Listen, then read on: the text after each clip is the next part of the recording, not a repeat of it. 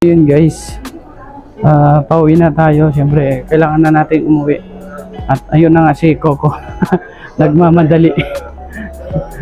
Siyempre, pagod din. May pasok din tayo bukas guys. Kaya, shout out. Ayan, siyempre, dito tayo sa Balad guys. So, almost kalahating taon natin. Hindi na rin ako nakakapunta dito eh. Dahil ang napupuntahan ko lang Kabayan sa Sultan Mall. Ayan, so andito tayo ngayon sa Balad. Bumili kami ng bumili kami ng pabango. So ayan.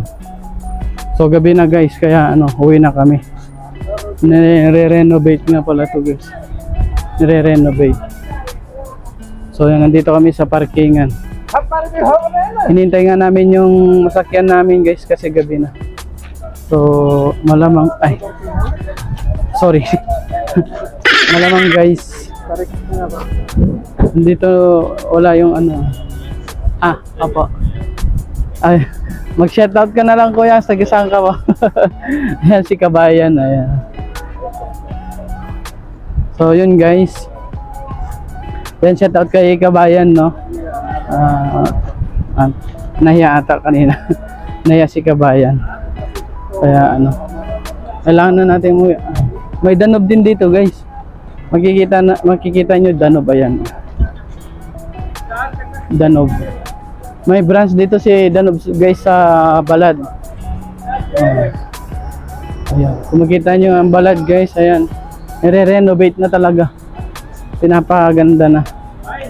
Yes. Sige may. Alhamdulillah. Tamam. Hera, وين انت؟ انا اروح هنا طريق ليش؟ شوف ما في. كويس. Okay, syukran alatir. Yes. Let's live. So, yun guys. Na kami? Hintay lang namin yung sasakyan. So, ewan ko asan na yun. Asan na sa Abdurasak guys. Hindi na namin maliit lang yun eh. So yan guys, ang Balad. Pag gabi ganito guys, ayan.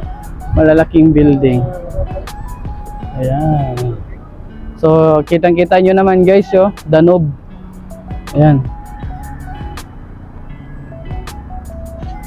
Gabi na guys, kaya ano ba yan guys, hanggang dito na lang ang aking video. Ayan, kita-kits na lang tayo sa susunod naming video. God bless po. Bye. Ingat po kayo. God bless.